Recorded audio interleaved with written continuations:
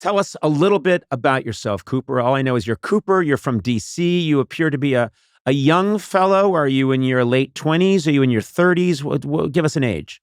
I'm 26, and I am a Civil War historian. Oh, my God. Uh-oh. Okay, I'm glad to talk to you. I'm a bit of a Civil War. I'm a bit of a history buff, and Civil War is one of the areas that I'm kind of interested in. Have you been a Civil War buff your whole life, or is this something you came to later on? I have. I've been a history buff my whole life. Yeah. When I was in third grade, my teacher wrote on my report card that I watched too much History Channel. Wow. Held back a year. Enough history. Which basically meant I couldn't shut up. And then it was a fifth grade field trip to Gettysburg that really got me onto Civil War, and I haven't really stopped since. Yeah, Gettysburg will get you. I've visited many battlefields, and my wife drew the line when we were in Georgia, and I tried to make her come see Andersonville, which is the famous Confederate prison where they kept a lot of Northern prisoners, and they all died of dysentery. Oh. And my wife was like, wait, where are we driving to now? And I said, we're off to Andersonville. And she said, what happened there? Thousands of people died of diarrhea. And she said, nope. Not on our honeymoon. Not on our honeymoon. So, haven't been there. I blame her. But Gettysburg, it's incredible to walk that area. It was such a pivotal battle, and to walk that area and you can see the topography still the same. So you can kind of get a feel for why things played out the way they did. It is. It's really amazing. And I get the chance to lead students on tours there every year. And you can tell not all of them are really into the military history, but I think the human interest stories are really how you get to the students. Like when I lead a tour of, shall I say, older people, they really want to know the nuts and bolts of where was the right flank of the 3rd Alabama. But when you're engaging with high school and college students, it's the human interest stories that really blow them away at a place like Gettysburg. Yeah, you tell them, here's where Taylor Swift reloaded her musket. I would just lie to the students.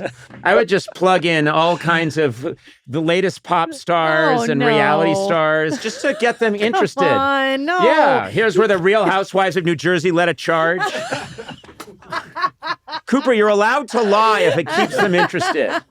No, you're not. No, okay. You're not, Cooper. You can't lie about the Civil War. Can I ask you a question? One of my favorite books, like one of my desert island books, if I was allowed 5 books on a desert island, one of them would be Killer Angels by Michael Shara, which I think is one of the most beautiful. It's a novel, but it's historically accurate to the Battle of Gettysburg, and it takes place over 3 days, and all the main players are in there. And I've read that book maybe 7, 8, 9 times. Wow. And I just find it haunting and beautiful. Killer Angels, Michael Shara, you don't even have to be a Civil War buff to find that a powerful book, I think. Mm-hmm. Do you agree with me? Yeah, I read that when I was very young. It's a good one. Oh, okay. So you're so smart. You read it when you were... You're like, yes, I read that when I was 2. And then you read it just before everybody poops. With dysentery. Yeah, exactly. You got to bring it back. I like you. We have similar interests. I think this date's going well so far, Cooper. And you live...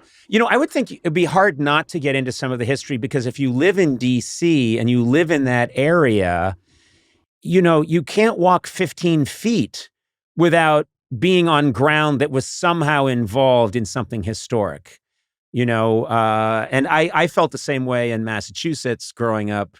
It was all about the Revolutionary War. You could take a trip to Lexington and Concord, or even if you're walking around Boston, or in the hills around Boston, Bunker Hill, it's all stuff where history played itself out. So I think that helped fuel my interest in history. Was just that I kind of grew up around it. Yeah, absolutely the same for me. I mean, I grew up a little bit north of Gettysburg. So I kind of grew up in an area where Civil War history was, all around me. And then moving to DC for grad school, obviously I'm next to the archives. I'm immersed in history all the time. So almost to the point where I take it for granted, but I try not to. So tell me a little bit about your life. So we've covered the Civil War part. Tell us more about Cooper. What's your last name, Cooper? Wingert. Okay, Cooper Wingert. Tell us about Cooper Wingert, the man. What's going on? What's happening? I guess my two hobbies besides, I love reading and writing. I love teaching. That kind of is an extension of my work. So that's a big part of who I am. One of my favorite things professionally that I do is each summer I do a summer program for rising high school seniors. It's aimed at first generation college students. Oh. So I actually get to live in the dorms with these students. I'm like their TA, their RA. I'm like basically their, glorified babysitter. So I get to kind of help them transition to, doing college level coursework. But at the same time, I have to just be like the adult in the room and make sure they look both ways before they cross the street. So it's kind of one of the fun things I get to do. I get to be really silly. I get to do like PowerPoint night with them. I have a fan favorite Nicolas Cage PowerPoint. Wait a minute. So every now and then when you guys really want to just rip the lid off this thing and go totally loco, you have PowerPoint night? I know. It's How old are these kids, by the way? They're 16, 17. So we got to keep them, fun and not crazy entertainment. But when do you get to the fun part, Cooper? Or crazy entertainment. Yeah. No, they get to design the PowerPoint. So they design a PowerPoint about some crazy topic they pick.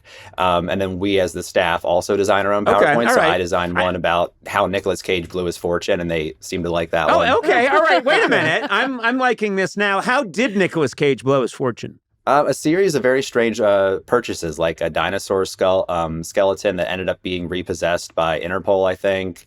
There's nothing worse than when a skeleton you bought is repossessed. It's one thing when they come take your Maserati, but when they take your skeleton... If I had a dime. God. Yes, didn't he bought some bones and then they were controversial. Maybe they were even counterfeit. Who can say? I don't know.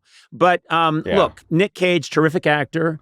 Great body of work, but maybe what you're saying is we shouldn't go to him for investment counsel. Maybe not. That's kind of the theme of the presentation. Okay. Well, okay. Sounds like you guys are having a good time. The PowerPoint. The PowerPoint, yeah.